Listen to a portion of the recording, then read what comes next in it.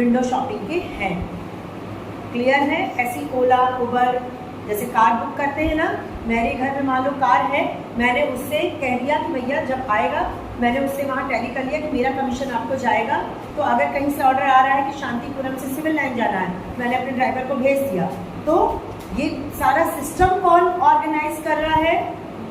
ओला, उबर, Zomato, Swiggy, Amazon, Flipkart, Myntra. समझ गए ये कैसे काम करते हैं? तो ये आधुनिक तरीके हैं रोजगार के।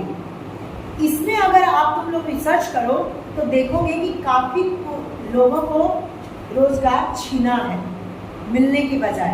आपको लग रहा है इतने लोग बन गई डिलीवरी गर्ल तो इनको रोजगार मिल गया, लेकिन कितनों का उसमें रोजगार छिन भी गया। आप अपनी फैमिली लेके जाते तो रिक्शा, ऑटो, बस करते। तो हर चीज़ का एक लाइट साइड होता है, एक डार्क साइड होता है। तो हमें यहाँ पर अगर इन सबको देखो तो डार्क साइड ज़्यादा दिखता है।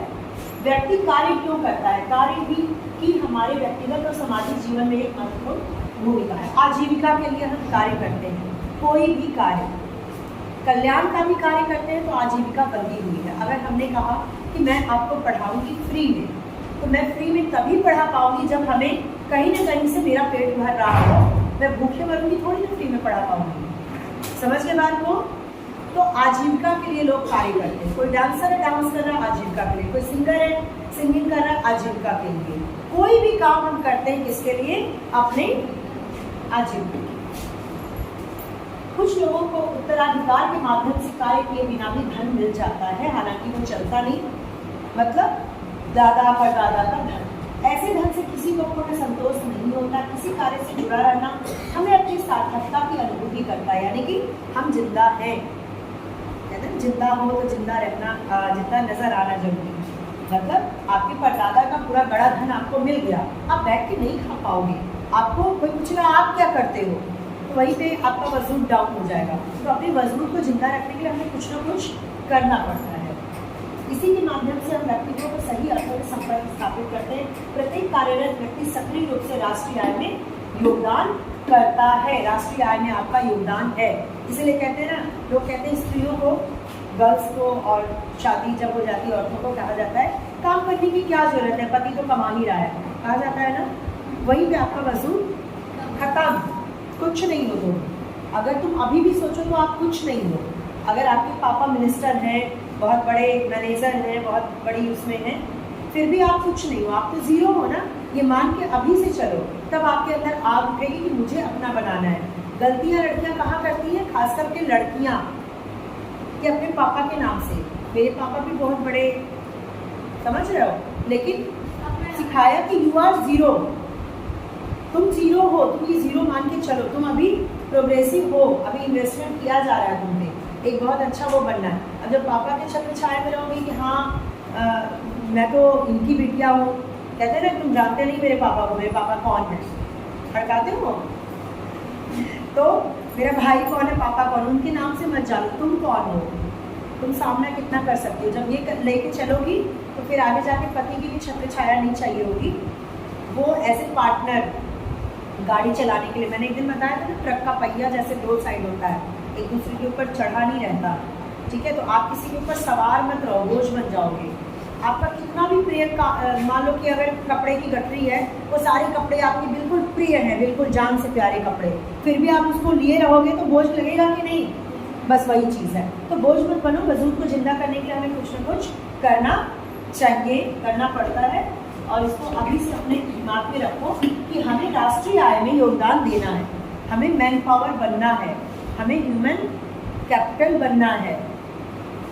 इसी के माध्यम से वह विभिन्न आर्थिक क्रियाओं में भाग लेकर देश के आर्थिक विकास में हिस्सेदार बनता है। यही सही अर्थों में आजीविका उपार्जन है। हम केवल अपने लिए काम नहीं करते, अपने ऊपर निर्भर व्यक्तियों की आवश्यकताओं को पूरा करने के लिए काम करते हैं, उपलब्धि का अनुभव करते हैं। यानी कि अगर मैं अपने बाल बच्चों को पाल रही हूँ अपने मेहनत से, तो मुझे उपलब्धि लगती है। उपलब्धि वो नहीं होती कि मैं SDM बन जाऊँ, DM बन जाऊँ, ऐसा वही उपलब्धि है। छोटी छोटी उपलब्धियाँ, मेरे कारण कोई खुश हो रहा है, मेरे कारण कोई ज्ञान पा रहा है, मेरे कारण मेरे बच्चे खुश हैं, मेरे कारण आप लोग खुश हैं, मुस्कुरा रहे हैं, दैट इज उपलब्धि, achievement. This is small achievement always. मतलब ये अगर अपने दिमाग में बना लो कि हम खुश हैं और हमारी वजह से कोई खुश है, यही अचीवमेंट काफ़ी है। हम अपना वसूल जिंदा रखें, यही अचीवमेंट काफ़ी है। क्योंकि महत्वाकांक्षी होने में भी काफ़ी कुछ लॉस होता है ना। एक्स्ट्रा एम्बिशियस नहीं होना चाहिए, एम्बिशियस रहो, एक्स्ट्रा एम्बिशियस नहीं बनो, ठीक है। तो इस चीज़ को दिमाग में रखते हुए हम लोग को छोटी छोटी उपलब्धि हासिल करनी चाहिए। आपने आज का टारगेट रखा कि मुझे 1 चैप्टर अच्छे से कंप्लीट करना है, आपने शाम को कर लिया, एंजॉय कर लो 5 मिनट, छत पे टहल लो, मुस्कुरा लो, हंस लो, अपना मनपसंद गाना सुन लो। ये सब जो छोटी छोटी खुशियाँ हैं ये आपको आगे पुश करती हैं, बढ़ाती हैं। आप जब एक कदम बढ़ाओगे तब दूसरा वाला आगे जाएगा और तब तुम आगे बढ़ते जाओगे। तो छोटी छोटी खुशियों को महसूस करने के लिए छोटे छोटे टारगेट्स बनाओ जो आपको आगे बढ़ाएं, ठीक है। तो उपलब्धि का अनुभव करके कार्य के इसी महत्व को समझकर महात्मा गांधी ने शिक्षा और हस्तकलाओं से विभिन्न प्रकार के कामों के माध्यम से प्रशिक्षण पे बल दिया, ट्रेनिंग पे उन्होंने बहुत बल दिया। मैं भी आप लोगों को कहती हूँ कि पढ़ाई के साथ साथ आप किसी चीज़ में ट्रेंड हो जाना जरूर। कुकिंग में, जो आपकी हॉबी हो, सिलाई में, कुकिंग में, कंप्यूटर में, फाइलिंग में, बहुत सारी चीज़ें जिसमें आप निपुण हो सकते हो अपने आप को अच्छा फील कराने के लिए। बुटीक में या फिर क्या ब्यूटिशियन बन के, जो आपका हो एक साइड पे रखना कि हाँ मुझे इसमें ट्रेनिंग लेनी है। कार्य कर रहे व्यक्ति के अध्ययन से हमें देश में रोजगार की प्रगति और गुणवत्ता के विषय में एक गहरी अंतर्दृष्टि प्राप्त होती है। इससे हमें अपने मानवीय संसाधनों को जानने और उसके उपयुक्त प्रयोग की योजनाएं बनाने में भी सहायता मिलती है। मतलब कि हमारे देश के लोग, अब यहाँ सरकार की बात आ रही, अर्थव्यवस्था की, हमारे देश के लोगों का जो ग्रुप है वो किसमें निपुण है। अगर सॉफ्टवेयर इंजीनियर बनने में है, ज़्यादा से ज़्यादा डॉक्टर है, इंजीनियर है, दूसरी चीज़ है, तो उसमें उनको भेजा जाता। अदीबा हेलो, उसमें नहीं तो जाके चल रहा।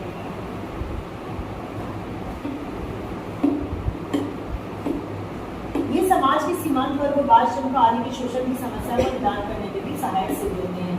जब हम काबिल लोगों को और उस काम के काबिल लोगों को रोजगार देंगे तो फिर हम शोषण नहीं करेंगे दूसरे लोगों का जो उसके काबिल नहीं है। इसमें बाल श्रमिक, मतलब कि अगर एक होटल में काम करना है, गरीबी इतनी ज़्यादा व्याप्त है कि छोटे छोटे बच्चे काम कर रहे हैं। फिरोजाबाद के चूड़ी की फैक्ट्री में, कांच के, वहाँ छोटे छोटे बच्चे काम करते हैं, जबकि उनके स्वास्थ्य के लिए लेड जो होता है, कांच जो होता है, वो बहुत हानिकारक है। लेकिन हो रहा है ये। श्रमिक और रोजगार, रोजगार क्या है, श्रमिक कौन होता है, श्रमिक जो श्रम करता है, जो मेहनत करे वो श्रमिक है। जब एक किसान खेतों में काम करता है तो वह खाद्यान्न और उद्योगों के कच्चे माल का उत्पादन है। खेत से गेहूँ निकला, खाद्यान्न, गेहूँ को आटा बना के हम लोग रोटी बना खा रहे हैं, और कच्चा माल भी है गेहूँ। बिस्किट की फैक्ट्री के लिए, बिस्किट की फैक्ट्री वाले आटा मंगाएंगे ना, गेहूँ मंगाएंगे, तो उसके लिए भी कच्चा माल उत्पादित कर रहा है। कच्चा माल का क्या अर्थ होता है, किसी भी उद्योग में, किसी भी फैक्ट्री में कोई भी चीज़ जो बन रही है उसका रॉ मटेरियल, कच्चा माल। जैसे अगर सूती वस्त्र उद्योग है तो कच्चा माल क्या होगा, साड़ी का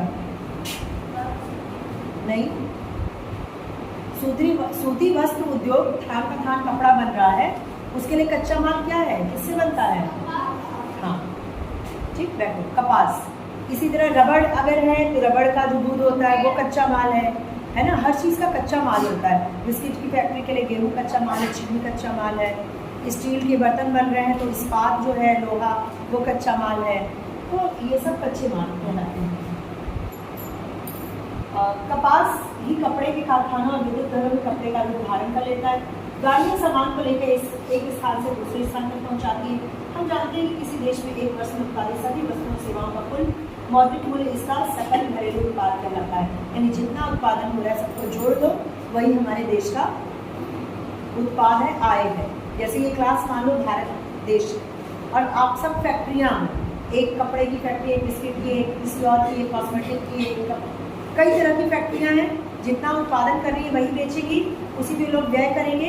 सबको अगर जोड़ दिया जाए उत्पादन तो पूरे देश की आय हो जाएगी। हम जानते हमें निर्यात के लिए मूल्य प्राप्त होता है और आयात का मूल्य चुकाना पड़ता है। आयात, निर्यात का क्या मतलब होता है, अदीबा का निर्यात का मतलब,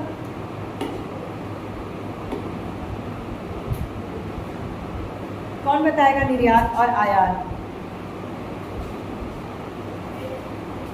बोलो। निर्यात का मतलब जो अपने देश से दूसरे देशों को बेचा जाए